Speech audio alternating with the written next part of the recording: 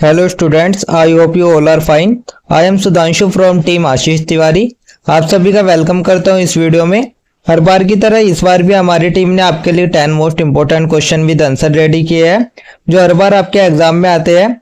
तो आप सभी वीडियो को पूरी वॉच करना है, एक भी क्वेश्चन स्किप नहीं करना है। क्या पता जो क्वेश्चन आप स्किप करो वही आपके एग्जाम में आ जाए, तो वीडियो को पूरी वॉच करना है। एंड अगर आप हमारे चैनल पर फर्स्ट टाइम विजिट कर रहे हो तो चैनल को जरूर सब्सक्राइब कर लीजिएगा, जिससे आने वाले और वीडियो की नोटिफिकेशन आपको टाइम पर मिले। तो चलिए वीडियो को स्टार्ट कर लेते हैं। तो आज मैं आपको इंट्रोडक्टरी मैक्रो इकोनॉमिक्स के 10 ऐसे most important question with answer बताने वाला हूं जो आपके एग्जाम में आएगी।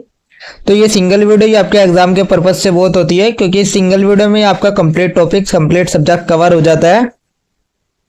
अगर आप ये सिंगल वीडियो ही देख लेते हो तो आप अपने एग्जाम में अच्छे खासे मार्क्स गेन कर सकते हो। एंड अगर किसी स्टूडेंट को पीडीएफ या नोट्स चाहिए होंगे तो आप डिस्क्रिप्शन में दिए हुए नंबर पर कॉन्टैक्ट कर सकते हैं। पीडीएफ का प्राइस ओनली आपका 30 रुपीज रहने वाला, जो कि आपका बहुत ही मामूली सा प्राइस है, कोई भी व्यू कर सकता है। स्टडी के लिए आप इतना तो इन्वेस्ट कर ही सकते हो। अदरवाइज अगर आपको पीडीएफ या नोट्स नहीं लेने हैं तो आप हमारे वीडियो लेक्चर देख सकते हैं। वीडियो लेक्चर आपके बिल्कुल फ्री ऑफ कॉस्ट होते हैं। तो चलिए हम स्टार्ट कर लेते हैं। तो सबसे पहले हम आपका इसमें जो आपका ये सब्जेक्ट है इंट्रोडक्टरी मैक्रो इकोनॉमिक्स, जो आपका समष्टि अर्थशास्त्र है, उसके बारे में हम आपका इस सब्जेक्ट में पढ़ते हैं। तो इसमें हम आपका सबसे पहले क्वेश्चन नंबर 1 देख लेते हैं। तो क्वेश्चन नंबर 1 में हमसे पूछा गया है, सकल घरेलू उत्पाद सकल राष्ट्रीय उत्पाद से किस प्रकार भिन्न है? यदि कोई देश कई विदेशी श्रमिकों को रोजगार देता है, जो अधिक होने की संभावना है, जीडीपी या जीएनपी। तो क्वेश्चन नंबर 1 में हमसे पहले टाइप में ये पूछा गया है, जो हमारा जीडीपी है और जो हमारा सकल राष्ट्रीय घरेलू उत्पाद है और जो हमारा सकल राष्ट्रीय उत्पाद है, इन दोनों के बीच में हमें अंतर बताना है, इनके बीच क्या भिन्नता है उनको बताना है। और अगर हम किसी भी विदेशी श्रमिकों को रोजगार देते हैं तो उससे हमारा जीडीपी बढ़ेगा या हमारा जीएनपी बढ़ेगा, इसके बारे में हमसे पूछा गया है। साथ ही हमसे इसमें क्वेश्चन में पूछा गया है, जो हमारा सकल घरेलू उत्पाद जीडीपी है, उसको मापने के लिए उत्पाद और आय दृष्टिकोण पर चर्चा करने हैं। तो आपका जो जीडीपी होती है उसको मापने के आपके विभिन्न प्रकार के दृष्टिकोण होते हैं। उनमें से 2 आपके जो दृष्टिकोण है, एक आपका उत्पाद और दूसरा आपका आय दृष्टिकोण। तो इन दोनों दृष्टिकोण के बारे में ही हमें आपका इस क्वेश्चन के आंसर में लिखना है। तो इसके आंसर में हम आपका सबसे पहले एक छोटा सा परिचय लिखेंगे। परिचय में हम आपका यही लिखेंगे। तो इसके आंसर में हम आपका सबसे पहले एक छोटा सा परिचय लिखेंगे। परिचय में हम आपका यही लिखेंगे कि अगर हमें किसी भी देश की जो आर्थिक स्थिति होती है, जो आर्थिक गतिविधि होती है, तो उसको समझने के लिए, उसको मापने के लिए हम 2 प्रकार के संकेतक का यूज करते हैं। एक आपका जो आता है वो आपका सकल घरेलू उत्पाद आता है जीडीपी, और दूसरा आपका आता है सकल राष्ट्रीय उत्पाद जीएनपी। तो ये जो आपके 2 प्रकार के संकेतक होते हैं, इससे हम आपके किसी भी देश की आर्थिक गतिविधि को माप सकते हैं। लेकिन जो इनका मापने का तरीका होता है, जो गणना का आधार होता है, वो दोनों का ही इनका अलग अलग होता है, दोनों में भिन्नताएं होती है। साथ ही जो आपका सकल घरेलू उत्पाद है जीडीपी है, उसको भी मापने के लिए हम आपका 2 प्रकार के दृष्टिकोण का उपयोग करते हैं। एक आपका आता है उत्पाद दृष्टिकोण, दूसरा आपका आता है आय दृष्टिकोण। तो इन 2 तरीकों से हम आपका इसको मापते हैं, जीडीपी को, सकल घरेलू उत्पाद को। तो इसी प्रकार से आप एक छोटा सा परिचय लिख लेंगे। परिचय लिखने के बाद आप लिखेंगे कि जो आपका जीडीपी है, जीएनपी है, जो आपका सकल घरेलू उत्पाद है और जो सकल राष्ट्रीय उत्पाद है, इन दोनों में क्या भिन्नता है, क्या अंतर है, उसको हमें बताना है। साथ ही जो विदेशी श्रमिकों के प्रभाव है उसके बारे में भी हमें लिखना है। तो इसमें हम आपका सबसे पहले देखेंगे जो आपका जीडीपी है, सकल घरेलू उत्पाद है। आखिरकार सकल घरेलू उत्पाद का अर्थ क्या होता है, किसको हम सकल घरेलू उत्पाद कहते हैं? तो हम जीडीपी का अर्थ समझ लेते हैं। तो जीडीपी को आप एक तरीके से कोई भी अंतिम मौद्रिक मूल्य भी मान सकते हो। अर्थात तो जो जीडीपी का अर्थ होता है वो यही होता है कि अगर कोई भी भौगोलिक सीमा है किसी भी देश की, उसके अंदर अगर आपको कोई एक निश्चित समयावधि है, जैसे कि 1 साल के अंदर, तो उसमें आपका कोई भी जो अंतिम वस्तु है या जो भी अंतिम सेवा है, उसका जो भी कुल मौद्रिक मूल्य होगा, उसको हमने आपका जीडीपी कहा है, सकल घरेलू उत्पाद कहा है। और जो आपका सकल घरेलू उत्पाद होता है, इसमें आपके दोनों प्रकार के आते हैं, चाहे इसमें आप भारतीय कोई भी चीज का उत्पाद कर रहे हो या विदेशी कोई भी चीज का उत्पाद कर रहा हो। जो भी चीज भारत में जिसका उत्पादन हुआ है, चाहे वो भारतीय ने करी है चाहे विदेशी ने करी है, वो सभी आपका जीडीपी में ही जोड़ा जाएगा। तो ये तो हमने आपका जीडीपी देख लिया, सकल घरेलू उत्पाद क्या होता है उसको देख लिया। अब हम आपका सकल राष्ट्रीय उत्पाद देख लेते हैं, जीएनपी क्या होता है, जीएनपी का अर्थ भी समझ लेते हैं। तो जीएनपी जो आपकी होती है, जीएनपी में आप एक तरीके से ये भी मान सकते हो, मान लीजिए कोई नागरिक है, कोई कंपनी है, वो आपका देश में काम कर रही है चाहे विदेश में काम कर रही है, उससे फर्क नहीं पड़ता, लेकिन जो भी देश या विदेश में जो भी कुल उत्पादन किया गया उसको हम आपका जीएनपी में जोड़ते हैं। इसमें जो भी आपके जो विदेशी नागरिक होते हैं जो हमारे देश में काम करते हैं, अर्थात तो मान लीजिएगा कोई आपका जो व्यक्ति है वो आपका लंदन से आया हुआ है, वो भारत में काम कर रहा है, उसने भारत में काम किया, उसकी जो आय है वो उसने लंदन में दी, अर्थात जो आपका वो आपका केवल भारत में कमाने के लिए आया था। ऐसे ही जो भारत के नागरिक है वे लंदन में गए हुए हैं कमाने के लिए, एक तरीके से आप एज ए एग्जाम्पल मान सकते हो। तो जो आपका भारत से लंदन में गए हुए व्यक्ति की आय है उसको हम इसमें जीएनपी में जोड़ देते हैं, और जो आपका विदेश से लंदन से आए हुए भारत में जो कमाए हुए व्यक्ति की आय है उसको हम आपका माइनस कर देते हैं। तो ये हम आपका उसको ही मिला के हम आपका जीएनपी कहते हैं। तो इसको ही हम आपका सकल राष्ट्र उत्पाद या जीएनपी भी कहते हैं। तो ये हमने आपका जीएनपी भी देख लिया, सकल राष्ट्र उत्पाद भी देख लिया। सकल राष्ट्र उत्पाद क्या होता है, इनके बीच में कुछ आपके मुख्य अंतर भी होते हैं, उन मुख्य अंतरों के देख लेते हैं। सबसे पहले आधार देखेंगे, फिर जीडीपी देखेंगे, देन हम आपका जीएनपी देखेंगे। तो सबसे पहले क्षेत्र में देख लेते हैं, क्षेत्र में क्या अंतर होता है। तो जो आपका जीडीपी होता है वो आपका देश के भीतर ही होती है, और ये आपका जो जीएनपी होती है ये आपका देश से बाहर भी हो सकती है। जो भी भारत के नागरिक होती है उनके द्वारा ये आपका किसी भी देश में काम कर रहे हो उस सभी को भी जीएनपी में जोड़ा जाता है। सेकंड जो आपका आता है वो आय का स्रोत आता है। तो जीडीपी में जो भी देश के भीतर जो भी आय उत्पन्न की गई है वही सभी आती है, लेकिन जो जीएनपी होता है उसमें आपके नागरिकों की कुल आय आती है, चाहे वो आपका विदेश में कमाई गई हो चाहे वो आपके देश में कमाई गई हो। फिर जो आपका थर्ड आता है वो आपका विदेशी लोगों की आय आते हैं। तो इसमें जो जीडीपी होती है इसमें हम आपको विदेशी लोगों की आय भी जोड़ते हैं, अर्थात तो जो विदेशी लोग कमाता है वो भी हमें आपका इसमें जोड़ते हैं। और जो आपका जीएनपी है इसमें हम आपको विदेशी लोगों की आय नहीं जोड़ते, उसको हम जीएनपी में से घटा देते हैं। विदेश में कमाई हम आपका इसमें देख लेते हैं। तो जो आपका जीडीपी होती है इसमें शामिल नहीं होती है विदेश की कमाई, लेकिन जो आपका जीएनपी होती है इसमें आपका जो विदेश में हमने कमाया उसका हम आपका जीएनपी में जोड़ देते हैं। तो यही आपके जीडीपी और जीएनपी के बीच में मुख्य अंतर होते हैं। तो ये मैंने आपको बता दिया। इतना सब लिखने के बाद हम आपका विदेशी श्रमिकों की भूमिका भी देख लेते हैं। तो विदेशी श्रमिकों की भूमिका देख लेते हैं। तो एज ए एग्जाम्पल जैसे मैंने अभी आपको बताया था, मान लीजिएगा कोई भारत का व्यक्ति है वो आपका लंदन में कमाने के लिए गया है। तो मान लीजिएगा वो भारत के बहुत सारे जो नागरिक है वे आपके लंदन में कमाने के लिए गए हैं।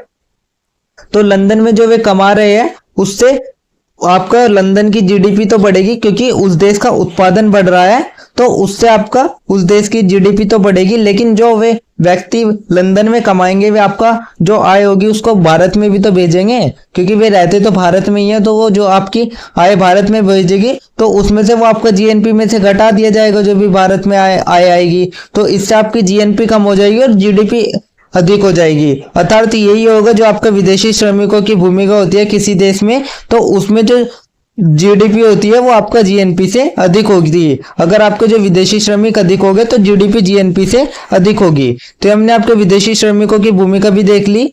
अब हम आपका जीडीपी मापने के लिए उत्पाद और आय दृष्टिकोण, तो सकल घरेलू उत्पाद को मापने के लिए हम आपका दो प्रकार के दृष्टिकोण उपयोग करते हैं। एक आपका उत्पाद दृष्टिकोण, प्रोडक्शन आउटपुट मेथड। दूसरा जो आपका आता है वो आपका आय दृष्टिकोण आता है, इनकम मेथड आता है। तो सबसे पहले हम आपको उत्पाद दृष्टिकोण समझ लेते हैं। उत्पाद दृष्टिकोण क्या होता है? तो उत्पाद दृष्टिकोण में आपका अंतिम मूल्यों को ही जोड़ा जाता है। अर्थात आपका कोई देश है उसमें जो भी उत्पादित सभी अंतिम वस्तु और सेवा का मूल्य होगा उसको ही हम आपका उत्पाद दृष्टिकोण में जोड़ते हैं। तो उत्पाद दृष्टिकोण से हमें पता चलता है कि अर्थव्यवस्था ने क्या क्या उत्पादन किया है।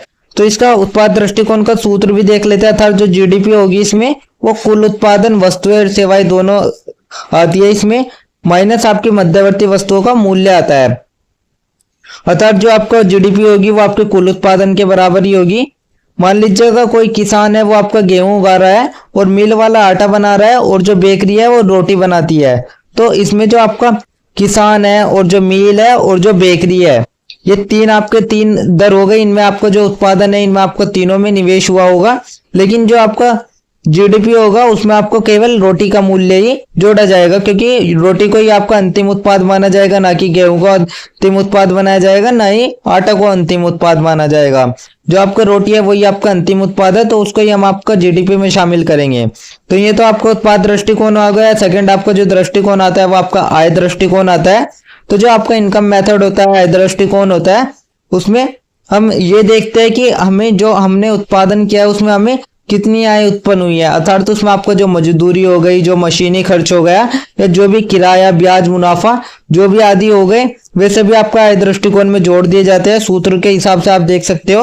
तो इसमें जो आपकी जीडीपी होगी वो मजदूरी प्लस किराया प्लस ब्याज प्लस मुनाफा प्लस उत्पादन कर माइनस सब्सिडी। सब्सिडी अर्थात जो राहत दी जाती है उसको हम आपका घटा दें, बाकी सबको जोड़ देंगे तो हमें हमारी जीडीपी प्राप्त हो जाएगी आय दृष्टिकोण से, इनकम मेथड से।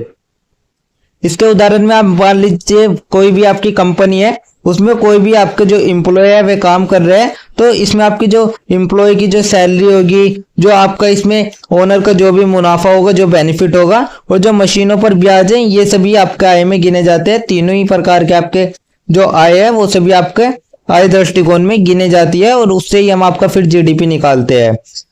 तो ये मैंने आपको दोनों प्रकार के दृष्टिकोण बता दिए जीडीपी मापने के। इतना सब लिखने के बाद आप एक छोटा सा निष्कर्ष लिख देंगे। निष्कर्ष में आप यही लिखेंगे कि जो आपके जीडीपी और जीएनपी है, ये आपके दो प्रकार के तरीके होते हैं किसी भी देश के आर्थिक गतिविधि को मापने के लिए, आर्थिक स्थिति को समझने के लिए। ये दोनों ही जीडीपी को मापते हैं, दोनों ही तरीके, लेकिन इनका जो आधार होता है, जो इनका मापने का तरीका होता है वो अलग अलग होता है। और साथ ही जो आपका जीडीपी है उसको जीडीपी के मापने के भी आपके दो प्रकार के दृष्टिकोण है। एक आपका आय दृष्टिकोण, दूसरा आपका जो हो गया वो आपका इनकम मेथड हो गया। सॉरी, एक आपका आय दृष्टिकोण हो गया जिसको हम आपका इनकम मेथड ही कहते हैं, और जो दूसरा आता है वो आपका उत्पाद दृष्टिकोण हो गया। तो जो आपका उत्पाद दृष्टिकोण है वो तो आपका उत्पादन की मात्रा पर केंद्रित होता है, लेकिन जो आपका आय दृष्टिकोण होता है वो उस उत्पादन से उत्पन्न आय पर आपका केंद्रित होता है। तो जो इसी तरीके से हम आपका यही देख सकते हैं, जो आपका जीडीपी और जीएनपी है, ये एक प्रकार की इनकी जो माप की विधियां है वो किसी भी देश की अर्थव्यवस्था को समझने के लिए महत्वपूर्ण साबित होती है।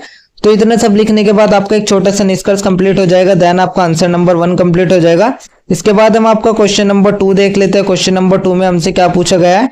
तो क्वेश्चन नंबर 2 में हमसे पूछा गया है समष्टि अर्थशास्त्र क्या है, संक्षेप में विभिन्न समष्टि अर्थशास्त्र मुद्दों पर चर्चा करें।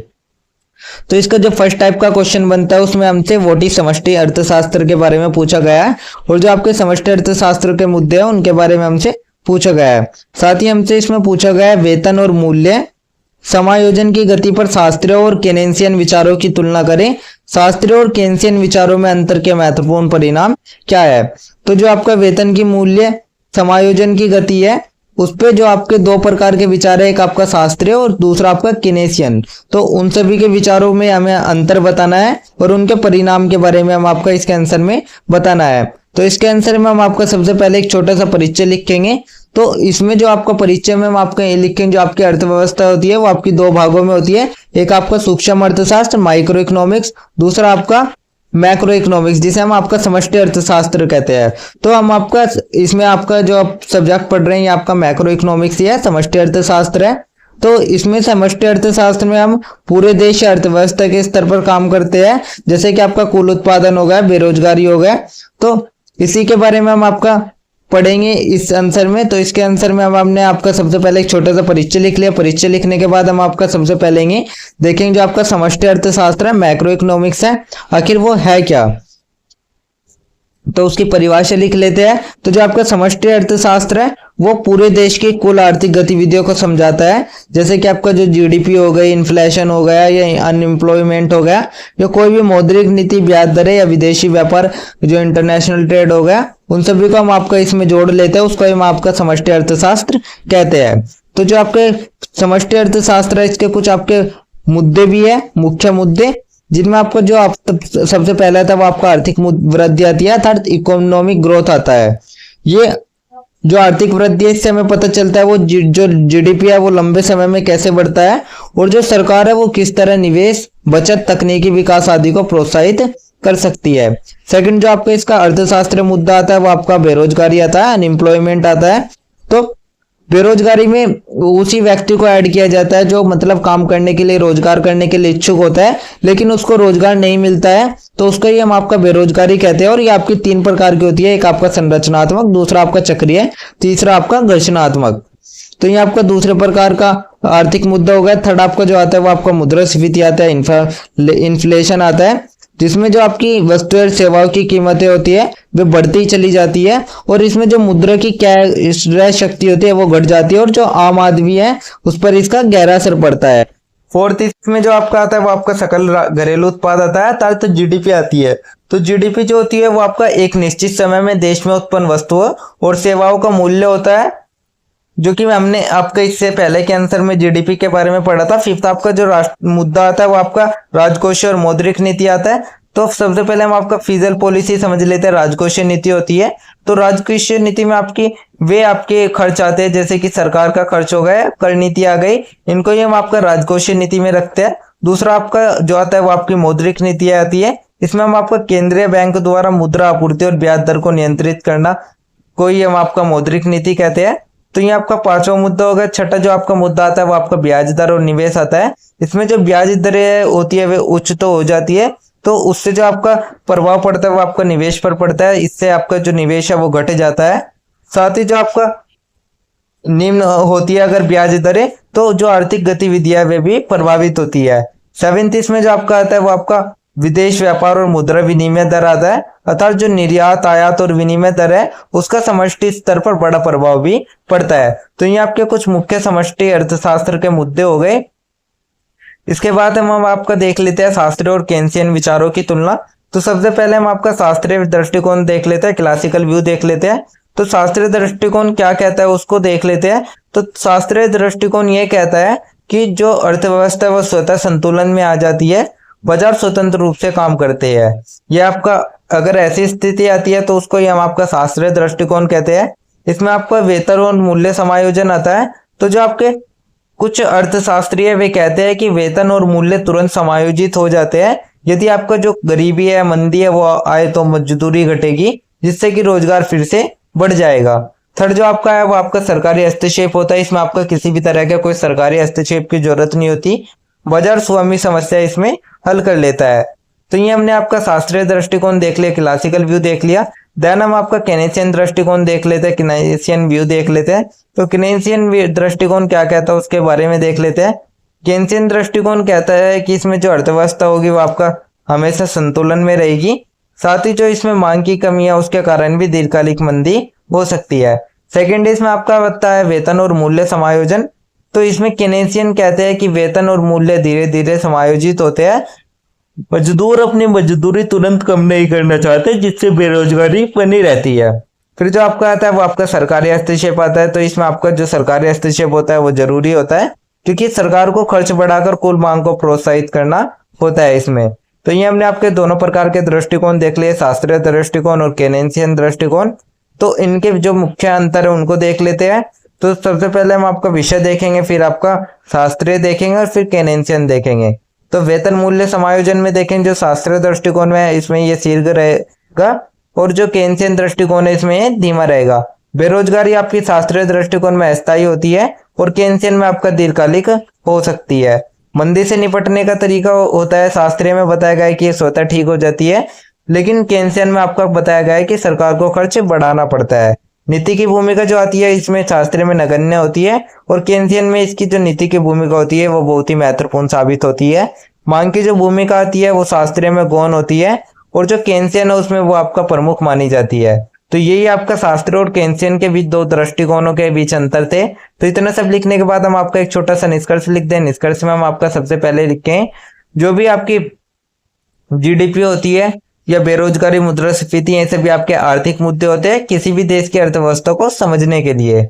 और जो आपके दो प्रकार के दृष्टिकोण होते हैं, एक आपका शास्त्रीय दृष्टिकोण, दूसरा आपका केनेसियन दृष्टिकोण।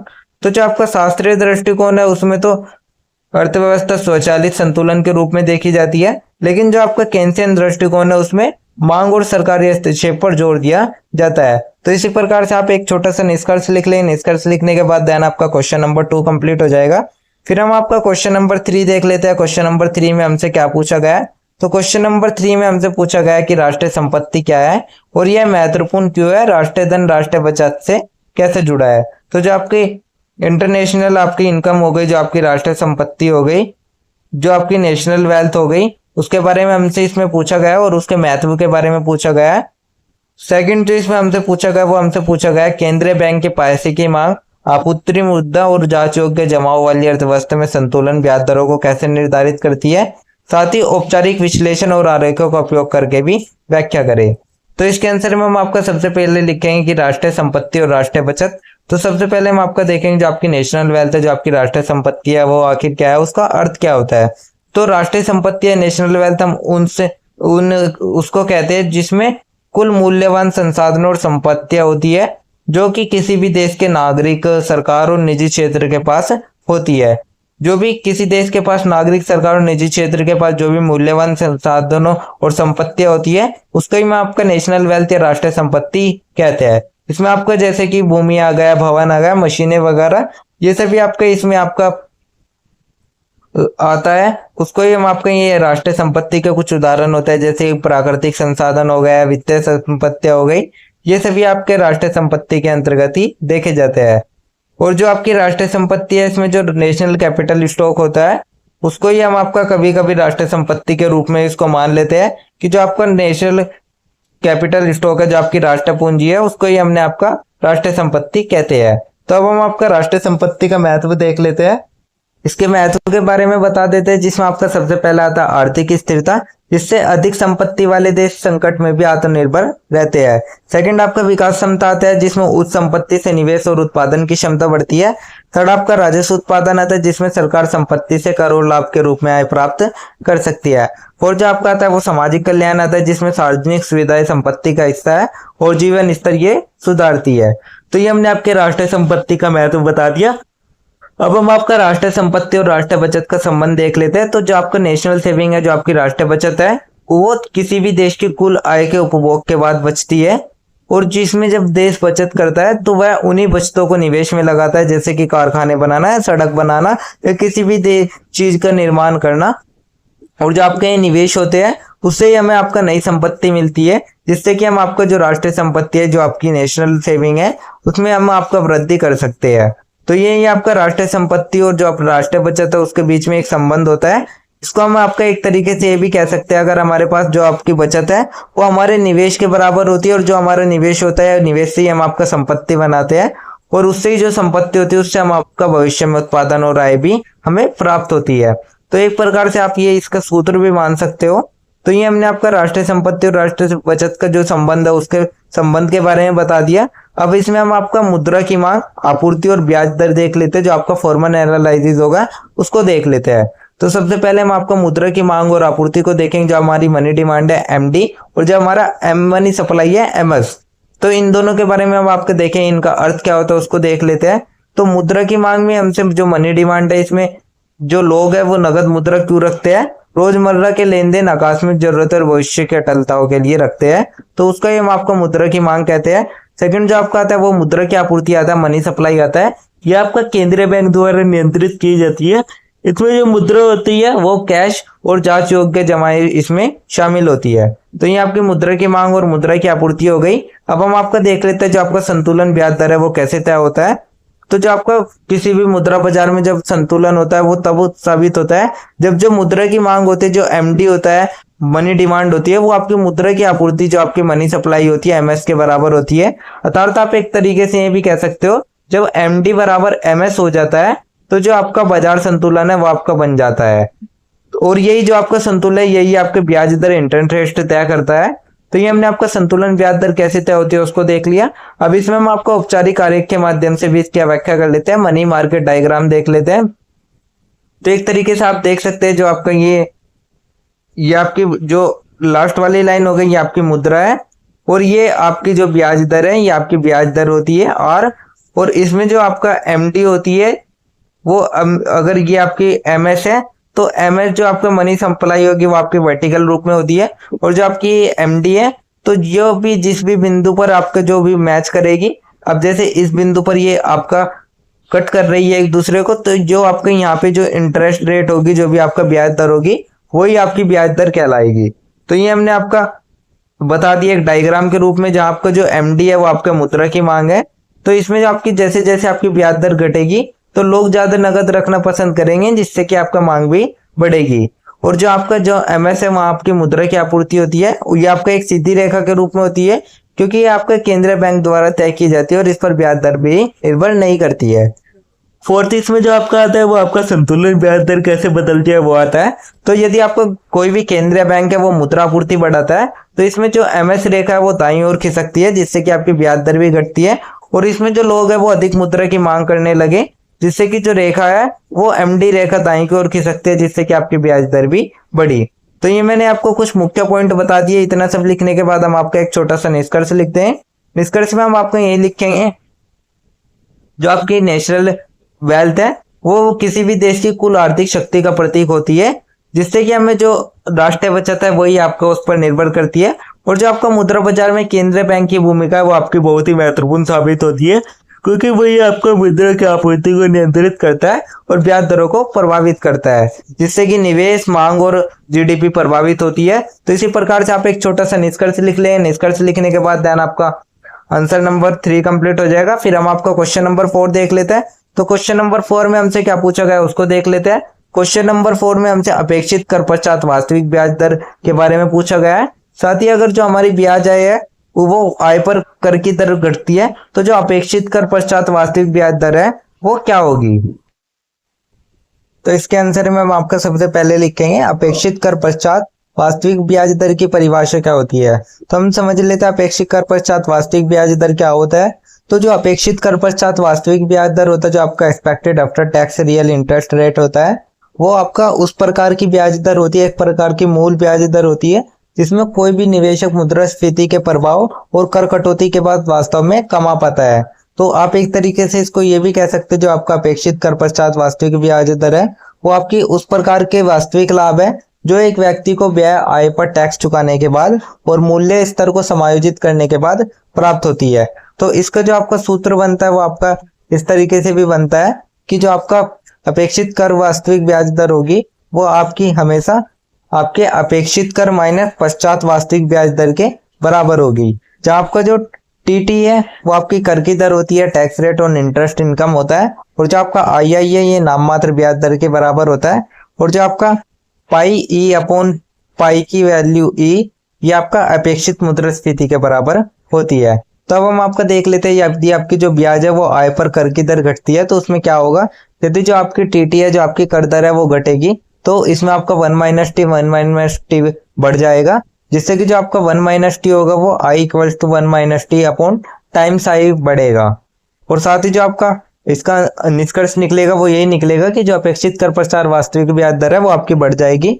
एक तरीके से आप ये भी कह सकते हो, जब सरकार ब्याज आय पर कम कर देती है तो निवेशकों को ज्यादा वास्तविक लाभ होता है, जिससे निवेश को प्रोत्साहित भी मिलता है। तो इतना सब लिखने के बाद आपका एक छोटा सा निष्कर्ष लिख लें। निष्कर्ष में हम आपका लिखेंगे जो आपका अपेक्षित कर पश्चात वास्तविक ब्याज दर है उससे हमें पता चलता है कि मुद्रास्फीति आपका और टैक्स घटाने के बाद निवेशक को कितना असली लाभ मिल रहा है। और यदि आपकी जो ब्याज है वो आय पर कर की दर बढ़ती है उसमें तो यह दर बढ़ती है, जिससे कि निवेश करने की प्रेरणा और आर्थिक गतिविधियां भी तेज हो सकती है। तो इतना सब लिखने के बाद आपका एक छोटा सा निष्कर्ष कंप्लीट हो जाएगा, आपका आंसर नंबर 4 कंप्लीट हो जाएगा। देन हम आपका क्वेश्चन नंबर 5 देख लेते हैं। क्वेश्चन नंबर 5 में हमसे क्या पूछा गया है।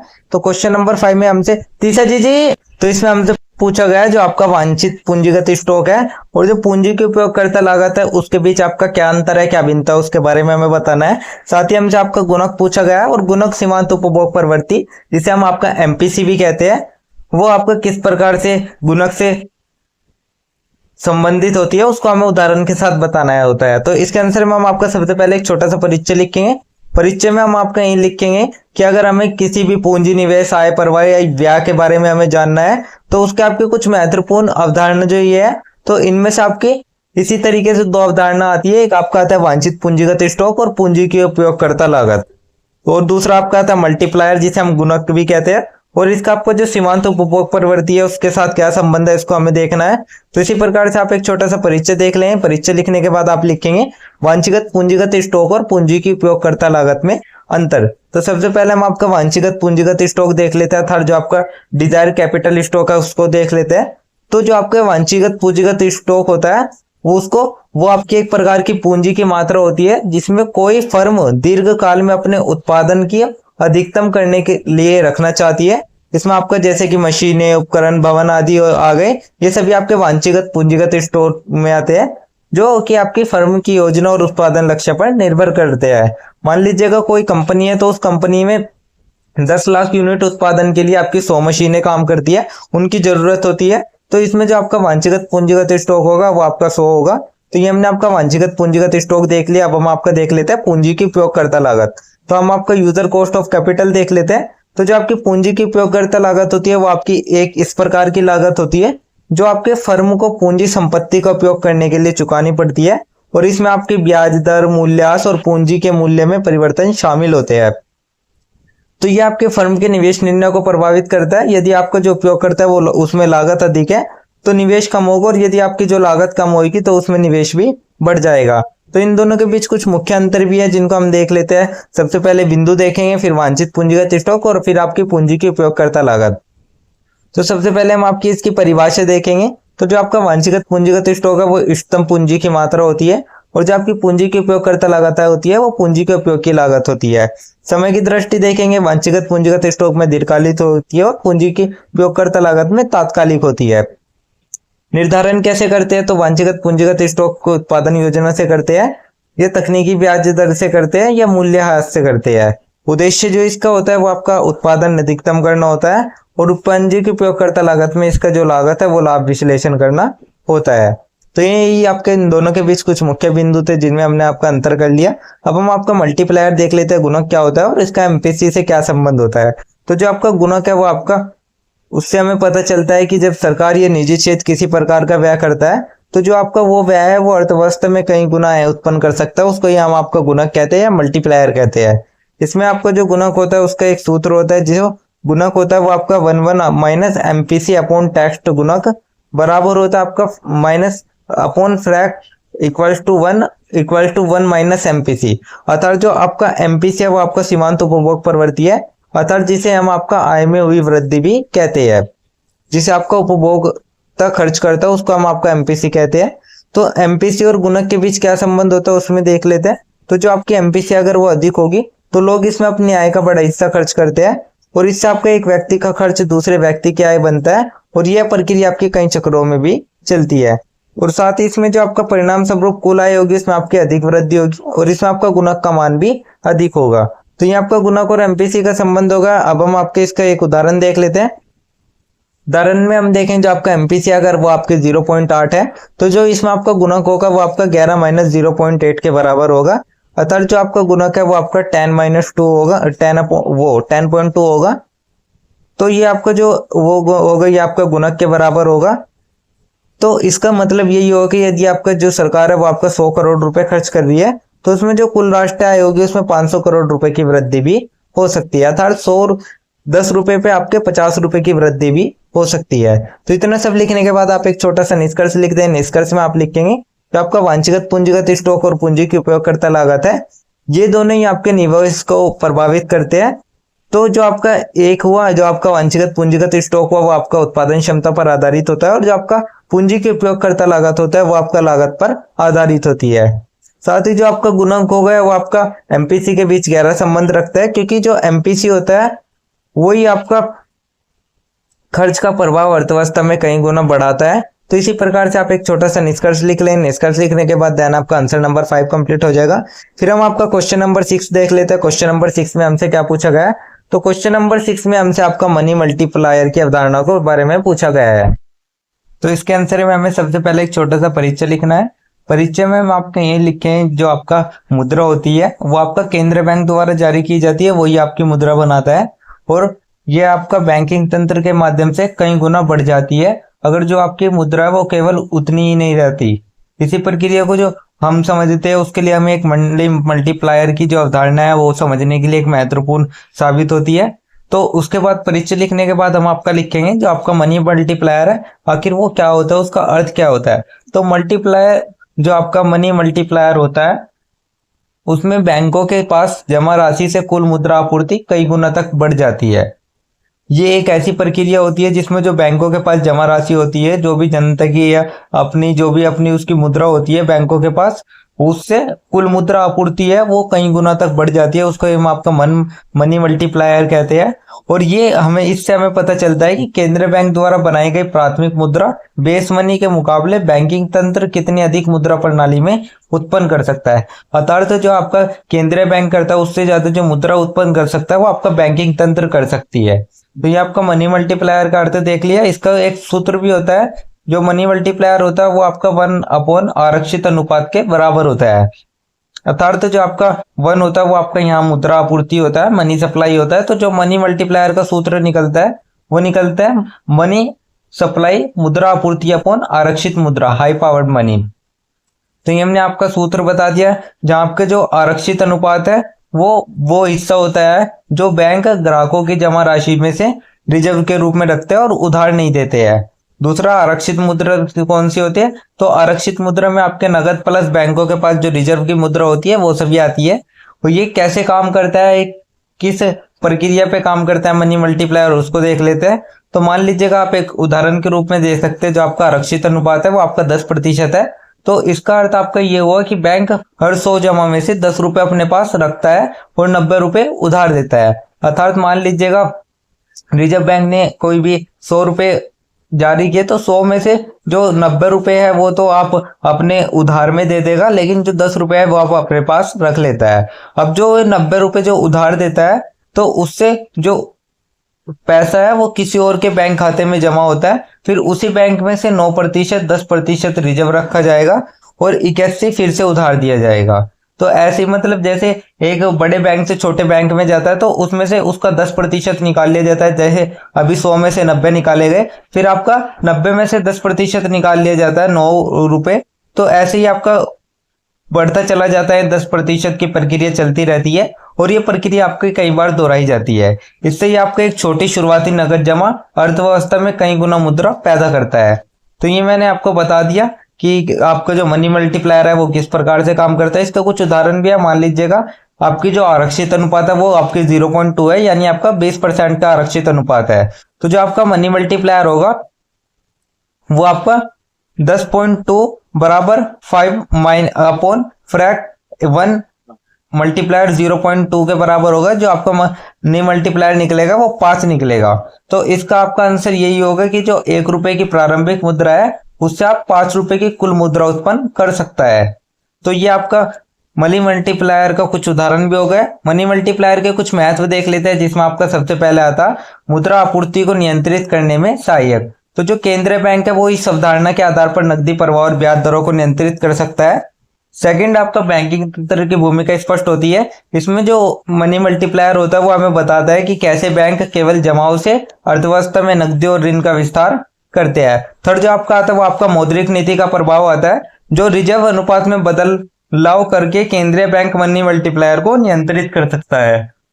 तो ये हमने आपके कुछ महत्व देख लिए। इसके बाद हम आपका एक छोटा सा निष्कर्ष देख ले। निष्कर्ष में हम आपको ये लिख के जो आपका मनी मल्टीप्लायर है उससे हमें पता चलता है कि कैसे बैंकिंग प्रणाली प्रारंभिक नकदी को कई गुना मुद्रा में बदल देती है। और ये आपका एक मनी मल्टीप्लायर एक मुख्य तंत्र होता है जिसके द्वारा मौद्रिक नीति ऋण प्रवाह और अर्थव्यवस्था की कुल मुद्रा आपूर्ति को प्रभावित करती है। और मनी मल्टीप्लायर को केंद्रीय बैंक द्वारा संचालित किया जाता है, वही उसका नियंत्रण करती है। और ये आपका एक आर्थिक स्थिरता बनाने के लिए एक महत्वपूर्ण उपकरण के रूप में भी साबित होता है। तो इसी प्रकार से आप एक छोटा सा निष्कर्ष लिख लेंगे, देन आपका आंसर नंबर 6 कंप्लीट हो जाएगा। उसके बाद हम आपका क्वेश्चन नंबर 4 देख लेते हैं। क्वेश्चन नंबर 4 में हमसे क्या पूछा गया? तो क्वेश्चन नंबर 4 में हम अनुपातिक आय करों और कल्याण प्रणाली को स्वतः स्टेबलाइजर जैसे तंत्र क्यों कहते हैं, इनमें से किसी एक तंत्र को चुने और सावधानी पूर्वक व्याख्या करें कि यह उत्पादन में उतार चढ़ाव को कैसे और क्यों प्रभावित करते हैं। तो इसमें हमसे पूछा गया जो हम अनुपातिक आय कर और कल्याण प्रणाली है इनको हम स्टेबलाइजर्स के रूप में देखते हैं। अर्थात तो जैसे कि आप स्टेबलाइजर्स आपका वो होता है जैसे कि जो बिजली होता है, बिजली को नियंत्रित करने के लिए, ऐसे ही आपका अनुपातिक आय कर और कल्याण प्रणाली जो भारतीय अर्थव्यवस्था है उसको जो संभालने के लिए, उसको नियंत्रित करने के लिए एक तंत्र के रूप में देखी जाती है। तो उसके बारे में हम इसके आंसर में लिखना है। तो इसके आंसर में हम आपको लिखे स्वतः स्थिरीकारक जो आपके ऑटोमेटिक स्टेबलाइजर्स होते हैं वे आपके कुछ ऐसे तंत्र होते हैं जो सरकारी हस्तक्षेप के बिना ही अर्थव्यवस्था के उतार चढ़ाव को स्वतः नियंत्रित करने का कार्य करते हैं। और जो आपके ये तंत्र होते हैं ये आर्थिक चक्र में मंदी या उछाल आने पर राजकोषीय नीति की तरह ही कार्य करते हैं, परंतु इनके लिए आपकी नई नीतियां संसद की स्वीकृति की आवश्यकता नहीं होती। तो इसी प्रकार से आप एक छोटा सा परिचय लिख लें। परिचय लिखने के बाद आप लिखेंगे कि जो आपका स्वतः स्थिर कारक है वह क्यों कहलाते हैं। तो ये आपका मंदी में कहलाते हैं जब आपकी आय घटती है, कर आय घटेगी तो आपके जो कर है वे कम कर लगते हैं और जो लोगों के पास खर्च करने योग्य आय है वो बनी रहती है, साथ ही इसमें आपकी मांग स्थिर हो जाती है। सेकंड आपका उत्पन्न वृद्धि में जब आपकी आय बढ़ती है तो कर भी बढ़ेंगे, जिससे कि मांग में अत्यधिक उछाल पर नियंत्रण होता है और मुद्रास्फीति भी आपकी घटती है। इसी प्रकार से जो आपके दोनों तंत्र हो गए ये मांग को स्थिर रखते हैं और आर्थिक अस्थिरता को कम करते हैं। तो ये आपके स्वतः स्थिर कारक क्यों कहलाते हैं उसको देख लिया। अब हम आपका कल्याण प्रणाली को स्वतः स्थिर कारक के रूप में समझना देखेंगे। तो कल्याण प्रणाली आपकी क्या है उसको देख लेते हैं। तो कल्याण प्रणाली में सरकार द्वारा दी जाने वाली योजनाएं आती है, जैसे कि आपके बेरोजगारी भत्ता हो गया, वृद्धावस्था पेंशन हो गया, सामाजिक सुरक्षा भुगतान हो गया या किसी भी तरह के जो खाद्य सुरक्षा योजना हो गई, ये सभी आते हैं। इनका मोटिव यही रहता है कि जो लोगों की न्यूनतम आय है वो सुनिश्चित किया जा सके जब आपका अर्थव्यवस्था संकट में हो। तो ये हमने आपका कल्याण प्रणाली को स्वतः स्थिर कारक के रूप में समझ लिया। कल्याण प्रणाली क्या होती है उसको देख लिया।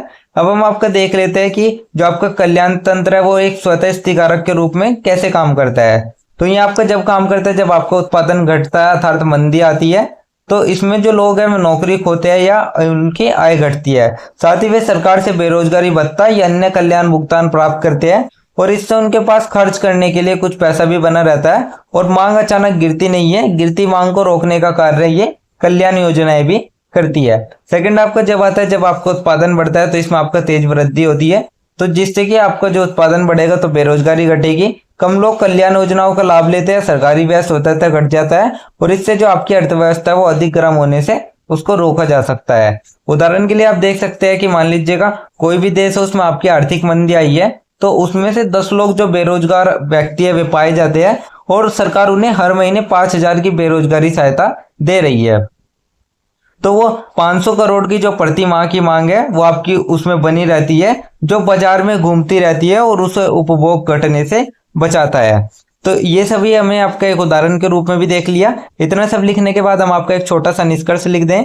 निष्कर्ष में हम आपका लिखें जो आपका अनुपातिक आयकर और कल्याण प्रणाली है ये दोनों ही आपका एक स्टेबलाइजर के रूप में काम करते हैं, क्योंकि ये दोनों आर्थिक चक्र के साथ अपने आय समायोजित होते हैं और बिना किसी नए निर्णय नीति परिवर्तन के इनमें आपका आर्थिक चक्र के साथ समायोजित होते रहते हैं।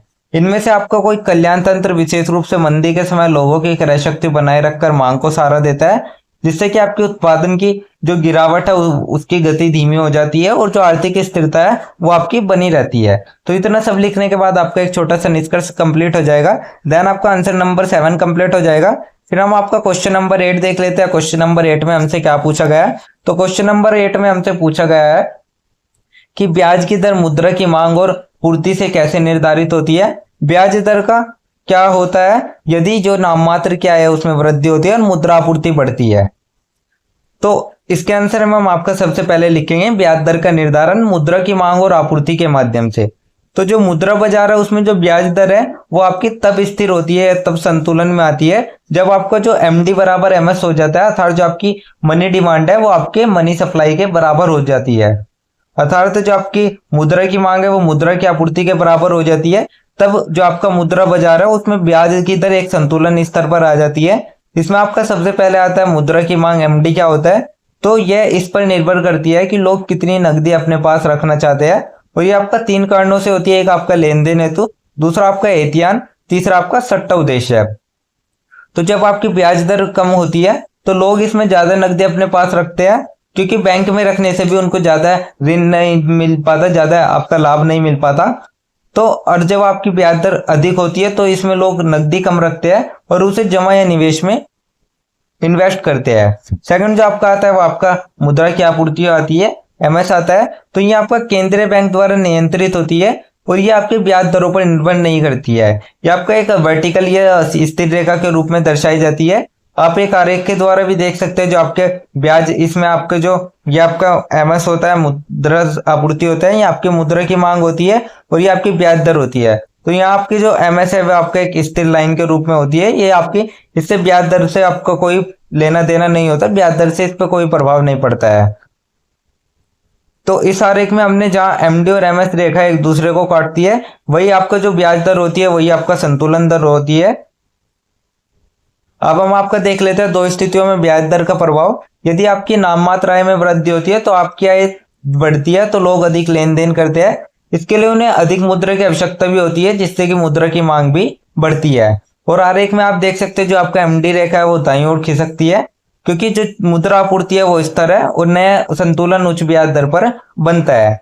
तो एक तरीके से आप ये कह सकते हैं कि इसमें आपकी जो ब्याज दर है वो बढ़ेगी।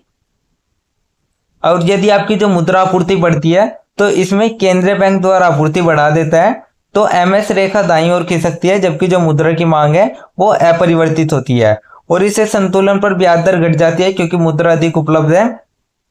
तो आप इसमें जो आपकी ब्याज दर होगी वो घटेगी। तो इतना सब लिखने के बाद हम आपका एक छोटा सा निष्कर्ष लिख देंगे। निष्कर्ष में हम आपका लिखेंगे जो आपकी ब्याज दर है वो मुद्रा बाजार में मांग और आपूर्ति के संतुलन से तय होती है।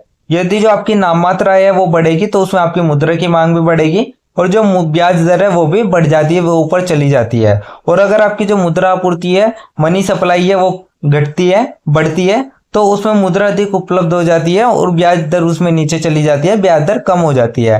तो जो आपके ये तंत्र है, यही मौद्रिक नीति की प्रभावशीलता को समझने के लिए एक महत्वपूर्ण उपकरण के रूप में जाना जाता है। तो इतना सब लिखने के बाद आपका आंसर नंबर 8 कंप्लीट हो जाएगा। देन हम आपका क्वेश्चन नंबर 9 देख लेते हैं। क्वेश्चन नंबर 9 में हमसे क्या पूछा गया है? तो क्वेश्चन नंबर 9 में एक तरीके से हमसे दो न्यूमेरिकल पूछे गए हैं। तो इसमें देख लीजिएगा, हम देख लेते हैं। मान लीजिए कि कांग्रेस हस्तांतरण भुगतान को कम करने का फैसला करती है, लेकिन समान मात्रा में वस्तुओं और सेवाओं की सरकारी खरीद को बढ़ाने के लिए। अर्थात आपका राजकोषीय नीति में इस प्रकार परिवर्तन करता है कि एजी माइनस एटीआर, जहां जो जी है वो सरकारी व्यय है, टीआर आपका स्थानांतरण है। तो इसमें हमें आपको बताना है, सबसे पहले तो हमें बताना है क्या आप इस बदलाव के परिणाम स्वरूप संतुलन आय में वृद्धि या गिरावट की उम्मीद करेंगे, और करेंगे भी तो क्यों करेंगे। तो उदाहरण के माध्यम से मैं बताना। उदाहरण में हमें दिया गया है जो हमारा सी है वो आपका 8 रहेगा और 1.25 और वाई आपका 0 रहेगा, जो कि आपका 600 आर के बराबर माना जाएगा। अब इसमें डेल्टा जी बराबर 10 और डेल्टा टी आर बराबर -10 माना जाएगा। सेकंड जो हमसे इसमें पूछा गया वो हमसे संतुलन आय में परिवर्तन के बारे में पूछा गया। थर्ड डेल्टा वाई पूछा गया है। फिर आपका जो हमारा आता है उस थर्ड आपका जो पूछा गया उसमें हमसे बजट अधिशेष, बीएस में क्या बदलाव और बीएस क्यों बदल गया, ये बताना है। तो इसके आंसर में हम आपका सबसे पहले लिखेंगे संतुलन आय में वृद्धि या गिरावट। तो जो आपका ट्रांसफर पेमेंट होता है वो आपका सरकार द्वारा हस्तांतरण भुगतान कम करना और समान राशि की सरकारी खरीद बढ़ाना राजकोषीय नीति में एक बदलाव माना जाता है। इसमें आपका सबसे पहले आता है हस्तांतरण भुगतान टीआर में कटौती। तो जो आपका हस्तांतरण भुगतान है वो सीधे उपभोक्ताओं की आय बढ़ाते हैं। जब इसे कम किया जाता है तो उपभोक्ताओं की उपलब्ध आय भी घटती है, जिससे उपभोग कंजप्शन कम हो सकता है और आय में गिरावट भी हो सकती है। सेकंड जो आपका आता है वो आपका सरकारी खरीद जी में वृद्धि आती है। तो जो आपकी सरकारी खरीद है वो सीधे अर्थव्यवस्था में मांग को बढ़ाती है, जो कि आपकी कुल आय को बढ़ाने का कारण बनती है। और जो आपका ये हस्तांतरण भुगतान की कमी और सरकार खरीद की वृद्धि समान राशि की है, तो इसलिए इसमें आपकी जो कुल मांग होगी, एग्रीगेट डिमांड होगी, उस पर भी उनका प्रभाव अलग अलग होता है। जब आपकी सरकारी खरीद पूरी तरह से आय में वृद्धि करती है, क्योंकि यह सीधे मांग में जुड़ती है, लेकिन जो आपके हस्तांतरण भुगतान है उस पर यह उपभोग निर्भर करता है, जो कि आपके सीमांत उपभोग प्रवृत्ति एमपीसी से कम होता है। इसलिए हम अब कहते हैं कि जो सरकारी खरीद है अगर उसको बढ़ाने का प्रभाव अधिक होता है, जबकि हस्तांतरण भुगतान कम होने से प्रभाव एमपीसी के अनुपात में होता है। तो एक तरीके से आप ये कह सकते हैं इसमें आपका जो संतुलन आय होगी उसमें वृद्धि होगी। तो ये हमने आपका पहले आपका संतुलन आय में वृद्धि गिरावट के बारे में बता दिया। अब हम आपका संतुलन आय में परिवर्तन बता देते हैं। जो आपका डेल्टा वाई है उसका गणितीय समाधान निकाल लेते हैं। तो इसमें आपका सबसे पहले हमें जो एमपीसी दी गई है, सी दिया गया है वो 0.8 दिया गया है। फिर हमसे टैक्स प्रवृत्ति आय पर टैक्स का अनुपात पूछा गया है, अतः जो बी दिया गया है वो हमें 0.25 दिया गया है। और इसमें हमें जो प्रारंभिक आय दी गई है वो हमें 60 दी गई 600 दी गई है। और इसमें हमें जो डेल्टा जी दिया गया है वो आपका +10 दिया गया है और डेल्टा टी आर दिया गया है वो -10 दिया गया है। तो इसको हम आपका एक आय के समीकरण में रख लेंगे। तो इसमें हम आपका सबसे पहले आय का जो संतुलन आय का जो सूत्र है उसको लिख लेंगे। तो यहाँ आपका जो संतुलन आय होती है वो आपकी y बराबर 1 माइनस सी अपॉन वो मल्टीप्लायर 1 माइनस बी, आपके मल्टीप्लायर में a plus G minus B T plus C T R के बराबर होती है। तो हम इसमें आपका जो परिवर्तन है उनका मूल्यांकन करेंगे। तो हमारा जो सूत्र निकलेगा वो निकलेगा डेल्टा वाई बराबर 1/1 माइनस सी और मल्टीप्लायर में 1 minus B delta G plus C plus delta T R. तो सबसे पहले हम आपका जो फर्स्ट आपका जो चरण होगा, फर्स्ट स्टेप में हमें आपका गुणक निकालना होता है, मल्टीप्लायर निकालना होता है। तो मल्टीप्लायर निकालने के लिए हम आपका 1/1 माइनस सी मल्टीप्लायर में 1 माइनस बी रखेंगे। तो यहाँ पे हम आपका सी का मान रख देंगे जो कि हमें 0.8 दिया गया है। फिर हम बी का मान रख देंगे जो कि हमें 0.25 दिया गया है। फिर हम आपकी इसकी मल्टीप्लायर इसमें करेंगे एक बार, फिर इसकी मल्टीप्लायर एक बार इसमें करेंगे। तो इसमें हमें प्राप्त हो जाएगा 1/1 माइनस 0.8 गुना 0.75। फिर हम आपका जो भी इनका मल्टीप्लायर होगा उसको हम आपका निकाल लेंगे। 0.8 की अगर हम 0.75 में मल्टीप्लाई करेंगे तो हमें 0.6 प्राप्त होगा। फिर हम आपका 1 में से 0.6 निकाल देंगे तो हमें 1/0.4 प्राप्त होगा। और फिर हम इनको भाग दे देंगे तो हमें 2.5 प्राप्त होगा। अर्थात जो हमारा गुणक होगा, जो हमारा मल्टीप्लायर होगा वो हमें 2.5 मिल जाएगा।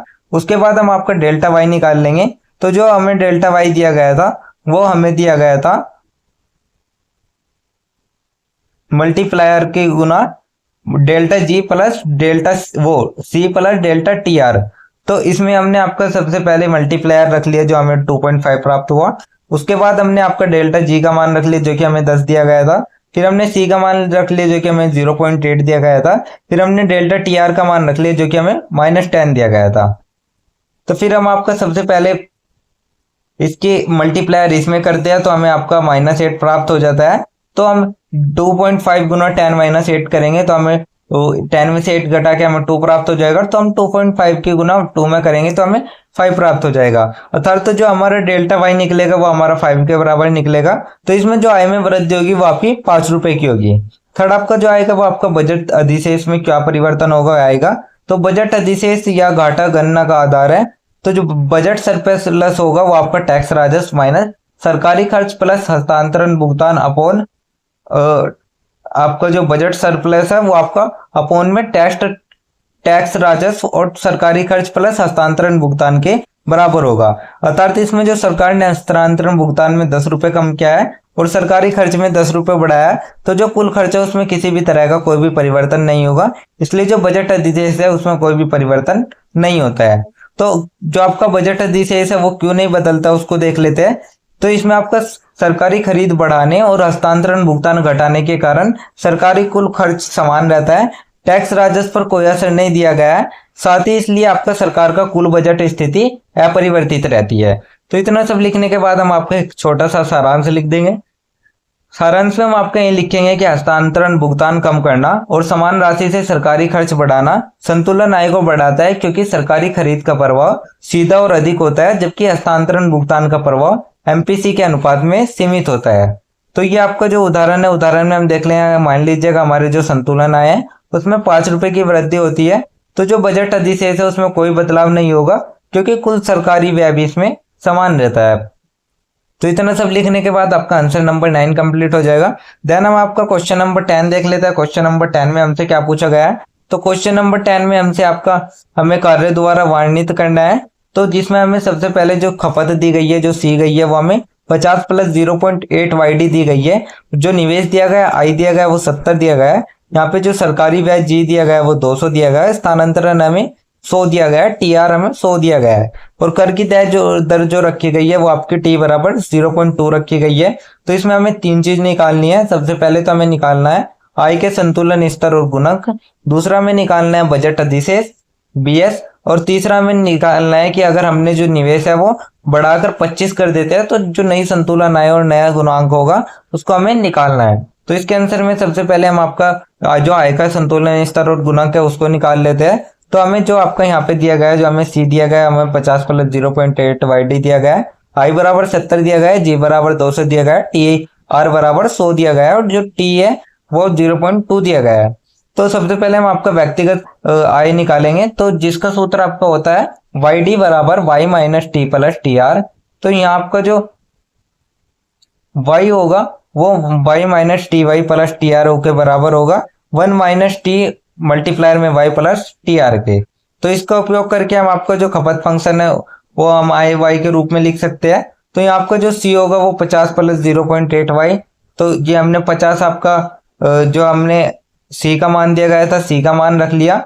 देन हमने सी का मान रखने के लिए जो हमारा 1 माइनस 0.2 जो करके टी का मान दिया गया था वो टी का मान रख लिया। फिर हमने y प्लस 100 कर लिया। तो इससे के बाद हम इसकी इसमें मल्टीप्लाई करेंगे तो हमें मिलेगा 50 प्लस 0.8 ब्रैकेट में आपका 0.8 वाई प्लस 100। तो फिर हम आपका इनकी मल्टीप्लायर कर देंगे, इसकी इसमें कर देंगे और एक बार इसकी इसमें कर देंगे। तो हमें प्राप्त होगा 50.0.64 वाई प्लस 80। तो ये आपका फिर हम आपको इसको और इसको जोड़ देंगे ले तो हमें 130 प्लस 0.6 वाई प्राप्त होगा।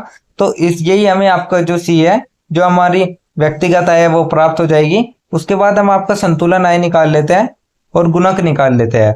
तो संतुलन स्थिति यही होगी कि जो आपका y होता है वो आपका c प्लस आई प्लस जी के बराबर होती है। तो y हमें जो निकालना है तो उसके लिए हम आपका सबसे पहले c का मान रख दें जो कि हमने अभी निकाला 130 प्लस 0.6 वाई। ये हमने यहाँ पे c का मान रख दिया, फिर हमने i का मान रख दिया, फिर हमने g का मान रख दिया। तो फिर इसके बाद हम आपका इन दोनों को जोड़ लेंगे और इनकी मल्टीप्लाई भी कर देंगे। तो हमें प्राप्त हो जाएगा y बराबर 130 प्लस 0.6 वाई 64 वाई प्लस 217। तो y बराबर जो हमारा होगा वो y माइनस 0.6 वाई बराबर 400 के होगा। तो इसमें ऐसे हम आपका जो y में से 0.6 वाई है उसको निकाल देंगे तो हमें 0.36 वाई प्राप्त हो जाएगा जो कि हमारे 400 के बराबर होगा। फिर हम आपको 0.36 होगा ये इसके मल्टीप्लायर में रख देंगे, फिर हम इसको पॉइंट हटा के इसकी मल्टीप्लाई कर देंगे, फिर इसको भाग दे देंगे। तो हमें जो y प्राप्त होगा वो हमें 1111.11 प्राप्त होगा। तो इसमें जो हमारा मल्टीप्लायर होगा उसको निकाल लेते हैं। तो मल्टीप्लायर का सूत्र होता है 1/1 माइनस एमपीसी, आपका मल्टीप्लायर में 1 माइनस टी। तो ये आपका जो एमपीसी है वो 0.8 होगी, टी आपका 0.2 होगा। तो मल्टीप्लायर हम निकाल लेते हैं, इसका मान रख देंगे आपका 1/1 माइनस 0.8 मल्टीप्लायर में 1 माइनस 0.2। तो जो कि इनकी मल्टीप्लाई एक बार इसमें करेंगे इसकी एक बार इसमें करेंगे तो हमें 1/1 माइनस 0.64 प्राप्त हो जाएगा। तो जो आपका मल्टीप्लायर निकल के आएगा वो हमारा टोटली 2.78 निकल के आएगा। तो ये हमने आपका संतुलन आय और गुणक निकाल लिया। अब हम आपका बजट अधिशेष निकाल लेते हैं। तो जो आपका बजट अधिशेष होता है वो आपके कर प्राप्तियों माइनस सरकारी व्यय प्लस स्थानांतरण के बराबर होता है। तो इसमें जो टैक्स रेवेन्यू होगा जो आपका टी वाई बराबर होता है वो आपका इसमें हम आपका टी वाई का मान रख देंगे। तो टी का मान जो हमें दिया गया वो हमारे 0.2 दिया गया है और जो हमारा वाई का मान निकल के आया वो हमारा 1111.11 निकल के आया। तो इन दोनों के मल्टीप्लाई कर देंगे तो हमें मिल जाएगा 222.22। तो एक्सपेंडिचर निकाल लेते हैं जो कि हमें जी प्लस टी आर से प्राप्त होता है। तो जी का मान हमने रख लिया 200, टी आर का मान रख लिया हमने 100। तो इन दोनों को मिलकर हमें 300 प्राप्त हो गया। अब हम आपका बी एस निकाल लेते हैं। बी एस हमारा होता है आपके टी वाई माइनस आपके जी के एक्सपेंडिचर के बराबर। तो ये इन दोनों का टी वाई का हमने मान रख लिया, एक्सपेंडिचर का मान रख लिया, इन दोनों को माइनस कर देंगे तो हमें माइनस का 7.78 प्राप्त होगा। अर्थात तो जहाँ आपका जो बजट होगा वो आपका घाटे में होगा। थोड़ा में आपका जो निकालना है वो हमें निकालना है। यदि आपका जो स्थानांतरण है वो टी आर 25 हो जाए तो नई संतुलन आय और गुणक हमको निकालना है। अब तो जो आपको टी आर दिया गया है वो आपका 25 दिया गया है तो हमको फिर से वही सी निकालना पड़ेगा। तो सी निकालेंगे तो जो हमारा सी बराबर होगा वो हमारा 4.08 मल्टीप्लायर 1 माइनस 0.2 वाई प्लस 25 के बराबर होगा। तो हम आपकी इनमें एक बार मल्टीप्लाई कर दें, मल्टीप्लाई करने के बाद हमें प्राप्त होगा 50.0.8 मल्टीप्लायर 0.8 वाई प्लस 25। फिर हम एक बार इसकी मल्टीप्लाई इसमें कर देंगे, एक बार इसकी इसमें कर देंगे तो हमें प्राप्त होगा 50.0.6 वाई 4 वाई प्लस 20। देन हम आपका 50 और 20 को जोड़ लेंगे और जो आपका 0.64 वाई है उसको एज इट इज रख लेंगे। तो हमें जो आपका सी प्राप्त हुआ, आपकी बार हमें सी प्राप्त हुआ आपका 70 प्लस 0.64 वाई प्राप्त हुआ। तो वाई निकाल लेते हैं। अब हम आपका जो वाई होगा वो उसके बाद हम आपका वाई के बाद सी रखेंगे। सी का मान रख लिया हमने, देन हमने आपका 70 200 इनका मान एज इट इज रख लिया। फिर हम आपका इसमें मल्टीप्लाई कर देंगे तो हमें प्राप्त होगा 70 प्लस 0.64y प्लस 270। तो यहाँ पे हमने जो y था उसको इस साइड ले लिया, तो y माइनस 0.6y कर लिया। देन हमारे सामने 340 रह जाएगा 270 और 70 को जोड़कर। तो हम आपका y माइनस 0.6y करेंगे तो हमें 0.36y प्राप्त हो जाएगा, और जो हमारे सामने है वो आपका 340 ही रह जाएगा। तो 0.36 को फिर हम आपके इसके भाग में ले जाएंगे और इसको भाग देंगे तो जो हमें y प्राप्त होगा वो हमें 944.44 प्राप्त होगा। तो इसमें आपका कोई गुणक में कोई भी बदलाव नहीं किया गया है, इसलिए जो गुणक है वो सिर्फ एमपीसी और कर की दर पर ही निर्भर करता है। इसलिए जो आपका नया गुणक निकला वो आपका 2.78 के बराबर निकला। एक तरीके से हम आपका सबका आंसर निकाल लेते तो हमें जो संतुलन आय प्राप्त हुई वो हमें 1111.11 प्राप्त हुई। गुणक हमें प्राप्त हुआ 2.78, बजट अधिशेष हमें प्राप्त हुआ -77.78।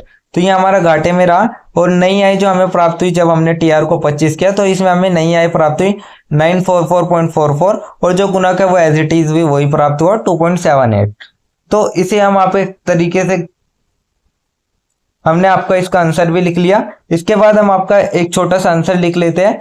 इसमें हम आपका एक छोटी सी कुछ शब्दों के बारे में हमसे टिप्पणी पूछी गई है, उनके बारे में हमें आपका टिप्पणी करनी है। तो इसमें हमें कुछ शब्दों पे व्याख्या करना है, जिसमें आपका सबसे पहला था मौद्रिक समुच्चय, दूसरा आपका मुद्रास्फीति, थर्ड आपका उपभोग फलन और बचत फलन।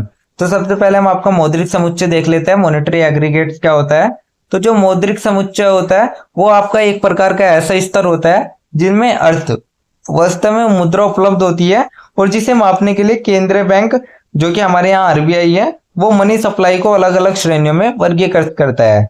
तो आरबीआई आपको जो मौद्रिक समुच्चय उसको 3 भागों में बांटता है, 4 भागों में बांटता है, जिसमें आपका सबसे पहले आता है M1 जिसे हम नरोत्तम मुद्रा समुच्चय कहते हैं। यह आपका मुद्रा प्लस मांग जमा प्लस अन्य जमा के बराबर होती है। फिर दूसरा आपका M2 आता है जो कि हमें M1 प्लस बचत जमा के बराबर होती है। थर्ड आपका M3 आता है जिसमें M1 प्लस समय जमा भी जोड़ी जाती है, और M3 को हम आपको ब्रॉड मनी भी कहते हैं। फिर आपकी M4 आती है जिसमें M3 प्लस कुल डाकघर जमा होती है। तो आपका जो M1 होता है वो आपका नैरो मनी होता है, और जो आपका M3 है वो उसको हम ब्रॉड मनी भी कहते हैं। तो ये आपका मौद्रिक समुच्चय हो गया। अब हम आपका मुद्रास्फीति देख लेते हैं, इन्फ्लेशन देख लेते हैं। तो मुद्रास्फीति आपकी वैसी स्थिति होती है जब किसी देश में समय के साथ वस्तुओं और सेवाओं की औसत मूल्य स्तर में निरंतर वृद्धि होती है, और इससे जो मुद्रा की क्रय शक्ति है वो भी घटती है। मुद्रास्फीति के कुछ प्रकार बता देता हूं, जिसमें आपका सबसे पहले आती है मांग प्रेरित मुद्रास्फीति। जब आपकी मांग आपूर्ति से अधिक हो जाती है तब आपकी मांग प्रेरित मुद्रास्फीति आती है। सेकंड आपकी आती है मूल्य वृद्धि प्रेरित मुद्रास्फीति। जब आपका जो उत्पादन लागत है वो बढ़ जाती है तो हमें मूल्य वृद्धि प्रेरित मुद्रास्फीति प्राप्त होती है। इसको मापने के आपके 2 सूचकांक होते हैं, एक आपका WPI, दूसरा आपका CPI। WPI अर्थात आपका होलसेल प्राइस इंडेक्स जो कि थोक मूल्य पर आधारित होता है। सेकंड आपका कंज्यूमर प्राइस इंडेक्स आता है CPI जो कि आपका उपभोक्ता स्तर पर मूल्य पर आधारित होता है। तो ये हमने आपको मुद्रास्फीति बता दिया। अब हम आपका जो थर्ड टॉपिक था वो बता देते हैं, जिसमें आपको उपभोग फलन और बचत फलन के बारे में पूछा गया था, कंजप्शन एंड सेविंग फंक्शन के बारे में। तो सबसे पहले हम आपको कंजप्शन फंक्शन देख लेते हैं, उपभोग फलन देख लेते हैं। तो जो उपभोग फलन है वो हमें बताता है कि आय में परिवर्तन के साथ उपभोग व्यय में कैसे परिवर्तन होता है। इसका सूत्र होता है C बराबर A plus B Y D C बराबर A plus B Y dash D, जहां आपका जो CC है वो आपका उपभोग होता है, A आपका स्वायत्त उपभोग होता है, और B आपका MPC होता है, और जो YD वाई डैश डी होता है वो आपका निजी आय होता है। तो ये तो हमने आपका उपभोग फलन बता दिया। सेकंड आपका जो आता है वो आपका सेविंग फंक्शन आता है, बचत फलन आता है, जो कि हमें बताता है कि आय में वृद्धि के साथ बचत कैसे बदलती है। संबंध इसका आपका यही निकलता है कि जो इसमें आपका 1 माइनस बी होगा वो MPC ब्रैकेट 1 माइनस बी बराबर MPS होगा। अर्थात एक तरीके से आप ये देख सकते हैं जो आपका उपभोग और बचत होते हैं वे एक दूसरे के पूरक होते हैं। अर्थात MPC प्लस MPS बराबर आपका 1 होता है। तो इसी प्रकार से हमने आपको 11 ऐसे most important question with answer बता दिए जो आपके एग्जाम में आएंगे। तो ये सिंगल वीडियो ही आपके एग्जाम के पर्पज से बहुत होती है। अगर आप ये सिंगल वीडियो ही देख लेते हो तो आप अपने एग्जाम में अच्छे खासे मार्क्स गेन कर सकते हो, क्योंकि इसमें ही आपके complete subject complete topics cover हो जाते हैं एंड आप अपने एग्जाम में अच्छे खासे मार्क्स गेन कर सकते हो। मैं तो आपको यही कहूंगा कि आप एक बार अगर किसी स्टूडेंट को PDF या नोट्स चाहिए होगे तो आप हमारे डिस्क्रिप्शन में दिए हुए नंबर पर कॉन्टैक्ट कर लीजिए, आपको PDF या नोट्स मिल जाएंगे। नोट्स प्राइस ओनली आपका 30 रुपीज रहने वाला, जो कि बहुत ही मामूली सा प्राइस है। कोई भी कर सकते हैं स्टडी के लिए, आप इतना तो इन्वेस्ट कर ही सकते हो। अदरवाइज अगर आपको नोट्स या पीडीएफ नहीं लेने हैं तो आप वीडियो लेक्चर देख सकते हो। वीडियो लेक्चर आपके एकदम फ्री ऑफ कॉस्ट होते हैं।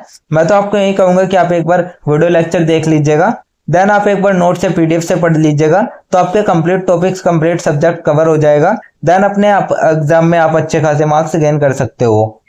एंड अगर अभी भी किसी स्टूडेंट का कोई डाउट या क्वेरी हो तो आप हमारे इंस्टा पेज को फॉलो करके या फिर हमारे कमेंट सेक्शन में पूछ सकते हो। एंड डेली अपडेट्स के लिए आप सभी हमारा व्हाट्सएप चैनल ज्वाइन कर लीजिएगा। Thanks for watching, all the best, thank you, have a good day.